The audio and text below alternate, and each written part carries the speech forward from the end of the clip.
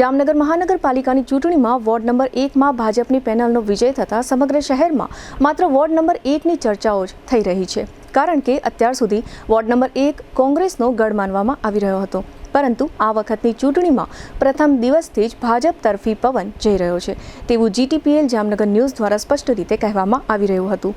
ભારતીય જનતા પાર્ટીએ ઉમેદવારોની પસંદગી પણ મતદારોની પસંદગી પ્રમાણે કરી હતી, જેમાં જાણીતા ઉદ્યોગપતિ અમર મોદી, એડવોકેટ ઇસ્માઇલ માણેક, જરીનાબેન સુંપણિયા, સારાબેન ચમડિયાને વોર્ડ નંબર 1ના ચૂંટણી મેદાનમાં ઉતાર્યા હતા।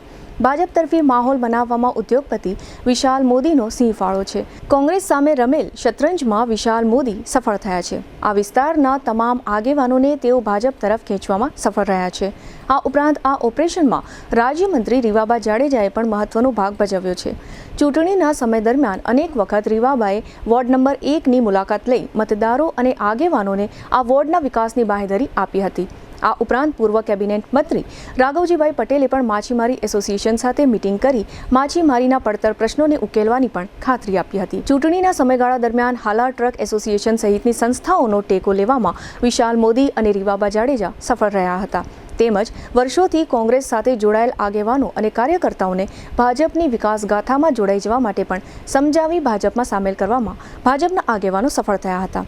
શહેર કોંગ્રેસના પ્રમુખ દિગુબા વોર્ડ નંબર 1માં લડતા હોવા છતાં કોંગ્રેસના આગેવાનો કોંગ્રેસથી નારાજ હતા, કારણ કે કોંગ્રેસના આગેવાનો કોંગ્રેસના પ્રમુખને આયાતી ઉમેદવાર તરીકે માનતા હતા।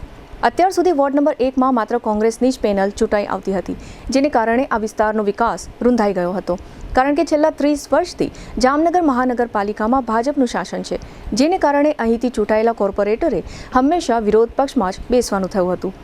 આ કારણથી પણ આ વિસ્તારનો વિકાસ થયો ન હતો। આ બધી રાજકીય અને સામાજિક વાતને લઈને ભાજપના વરિષ્ઠ આગેવાનો મતદારોને સમજાવવામાં સફળ રહ્યા છે, જેને કારણે આ વોર્ડનું ભાજપ તરફી પરિણામ એક ઇતિહાસ બન્યું છે। GTPL જામનગર ન્યૂઝના સર્વેમાં આ વોર્ડમાં ભાજપની પેનલનો વિજય નિશ્ચિત છે તેવું જાહેર કર્યું હતું, છતાં ભાજપના અમુક વરિષ્ઠ આગેવાનો અને રાજકીય નિષ્ણાતો શંકા કરી રહ્યા હતા કે આ વોર્ડમાં 90%થી વધુ મતદારો મુસ્લિમો છે, માટે ભાજપની પેનલનો વિજય શક્ય નથી। પરંતુ મુસ્લિમ સમાજ પણ હવે બધું સમજી ચૂક્યો છે કે કોંગ્રેસને મત આપીને આપણો વિકાસ રૂંધાઈ રહ્યો છે, માટે ભાજપની વિકાસ ગાથામાં આપણે ભળી જવું જોઈએ, તો જ આપણો અને આપણા સમાજનો તથા આપણા વિસ્તારનો વિકાસ શક્ય બનશે। વોર્ડ નંબર 1નું પરિણામ ભાજપની ફેવરમાં આવતા કોંગ્રેસને મોટો આંચકો લાગ્યો છે। કોંગ્રેસે અત્યાર સુધી આ વિસ્તારનો વોટ બેંક તરીકે ઉપયોગ કર્યાનો આક્ષેપ આ વિસ્તારના મતદારો કરી રહ્યા છે। આવતા 5 વર્ષ દરમિયાન ભાજપે આ વિસ્તારના વિકાસ માટે કંઈક કરી છૂટવું પડશે। વોર્ડ નંબર 1ના મતદારોની અપેક્ષા પણ ભાજપ પાસે ખૂબ જ છે, એટલે જ મુસ્લિમ સમાજે ભાજપને ખોબલે મત આપી આખી પેનલને વિજય બનાવી છે।